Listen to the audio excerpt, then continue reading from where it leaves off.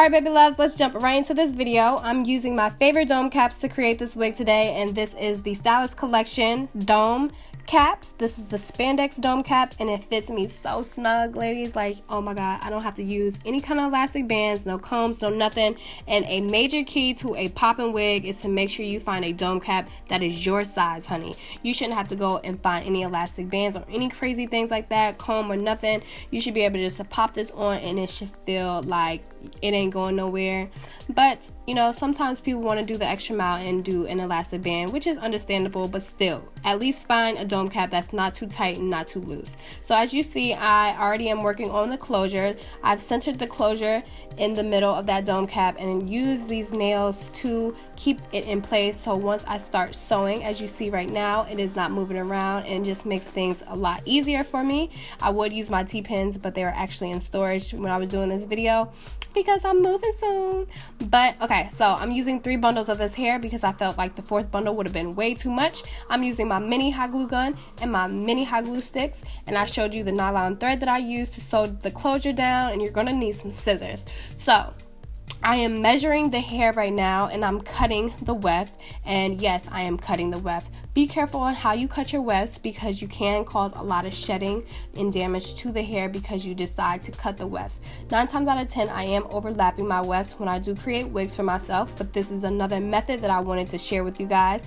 It's a really simple method, so just make sure you be careful. The hot glue gun can burn you. Please try to do really small pieces, you know, like I'm doing right here, and then placing it on the dome cap, because if you try to do the whole weft and then place it on the dome cap, some pieces may be dry, some pieces may still be tacky, but it will be a hot mess and you will have to redo it, you know, continue using all up your glue.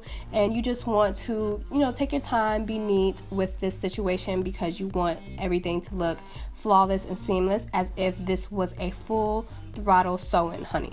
So I'm going to be doing this throughout the wig tutorial, and right, you don't want any, you know, large spaces or large gaps.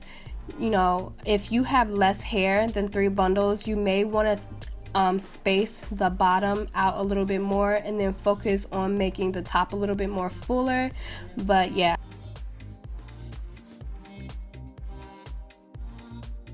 I'm starting to detangle the hair now, as you can see, and I'm just using my spray bottle with some water in it, just plain on water, and then I'm using wide-tooth comb and the paddle brush to detangle this hair. So pretty. I was so in love with this hair and still am in love with this hair. This video is pretty old, but this voiceover is new. So the last thing I have to do is just make sure everything is secure at the top and make sure everything is laying how I would like it to lay, and making sure nothing is showing and no solid black parts of the dome cap is just peeking through. So you want everything to look as full as possible at the top. And yeah, so you're ready to slay. So I'm going to do the same thing to the closure, and that's just using some water to detangle it, and I'm using my paddle brush on this portion. And you want to start from bottom to top because you want to do as less damage, you know, by pulling less hair out by doing this method. And you don't want to start from top to bottom because you're going to pull more hair out by doing that. I did get a couple of strands, but what did you think?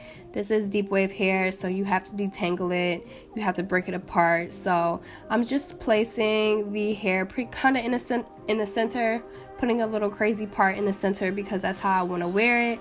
I don't really like any perfect parts because it's just too perfect, I feel, and it doesn't really look natural looking. But I did want to show you guys the ends because the ends are beautiful in this hair. I didn't cut anything, I didn't layer this hair, everything is just really perfect, and I think you guys are going to really love this hair. So I'll leave all their information in the description box below.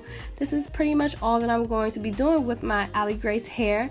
I hope you guys enjoyed this video. I'm going to let you enjoy the rest without me talking. I love you. All their information once again will be in the description box below, and I hope to see you guys in my next video. Don't forget to thumbs up, comment, subscribe, and I'll see you baby soon. Bye.